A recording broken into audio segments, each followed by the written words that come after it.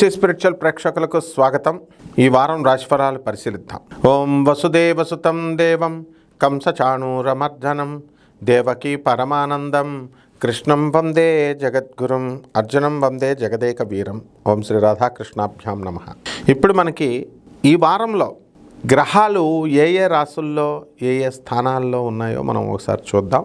ముందుగా మనకి శని వక్రించి మీనరాశిలోను, రాహు కుంభరాశి, శుక్రకేతువులు ఇద్దరు కూడా సింహరాశి, అలాగే ఈ యొక్క కన్యలో రవి, కుజుడు, బుధుడు ఇద్దరు కలిసి మనకి తులారాశిలో ఉండడం జరిగింది.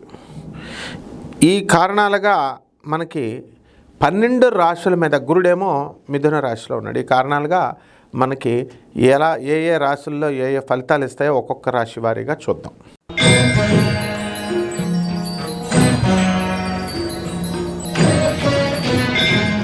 వృషభ రాశి.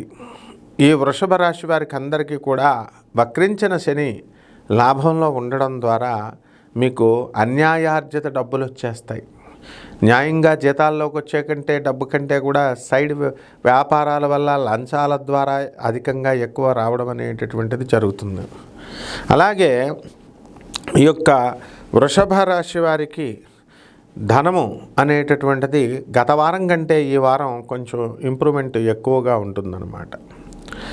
అలాగే భార్య తరపు నుంచి డిప్రెషన్ అనేటటువంటిది మీకు వచ్చినప్పటికీ కూడా భార్య వల్ల ఇంతకుముందు గతంలో మీకు కట్నాలు ఇవ్వాలి, గొడవల్లో ఉన్నారు. మీరు అత్తగా మామల మీద గొడవలు పెట్టుకుంటారు. భార్య డబ్బులు తీసుకొస్తుంది కానీ మీ దాంతోపాటు మీ మీద కేసు కూడా పెడుతుంది అనమాట.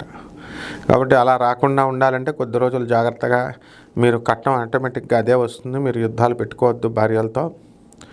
అలాగే ఈ మగ సంతానము కలగడానికి అవకాశం ఉంది. వాహనము కొనడానికి అవకాశాలు ఉన్నాయి. కాళ్ళకు శస్త్రచికిత్సలు జరగడానికి అవకాశాలు ఉన్నాయి. అలాగే మీకు పరాయి స్త్రీలతో పరిచయాలు ఏర్పడడానికి అవకాశాలు ఉన్నాయి. అయితే పరాయి స్త్రీ ఏర్పడుతుంది కదా పరిచయం అని మీరు సరదా పడి పరిచయం చేసుకుంటే ఈ వారంలో ఆమె మీ పైన తిరుగుబాటు చేస్తుంది. మీరు చేసే ఆఫీసుల దగ్గరికి వచ్చేసి మీ పరువు తీసేస్తుంది. కాబట్టి శుక్రకేతువులు ఇద్దరు కూడా చాలా డేంజర్ పొజిషన్లో ఉన్నారనమాట. అందువలన డిప్రెషన్, అసలే వృషభ రాశి వాళ్ళు డిప్రెషన్లో ఏకాంతంగా ఉండి మాతో ఎవరు మాట్లాడలేదని బాధపడుతూ ఉంటారు. ఈ డిప్రెషన్కు తోడు వీళ్ళతో ఇంకా ప్రాబ్లము తెచ్చుకునేటటువంటి అవకాశాలు ఉంటాయి. కాబట్టి ఈ రాశివారి వ్యవసాయం బాగా చేయండి.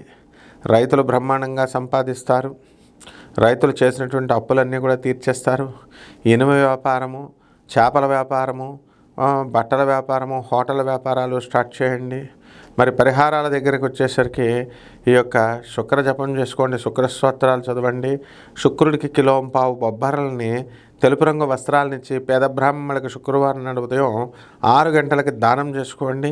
దశమహావిద్యల్లో ఒకటైనటువంటి కమలాత్మిక అమ్మవారి యొక్క మంత్రానుష్ఠానాన్ని, మంత్ర జపాన్ని మీ ఇళ్లల్లో చేసుకోవడం ద్వారా బ్రహ్మాండంగా మీకు ఈ వ్యాధి నుంచి బయటపడిపోతారు, ఈ యొక్క కష్టాల నుంచి. శుభమస్తు.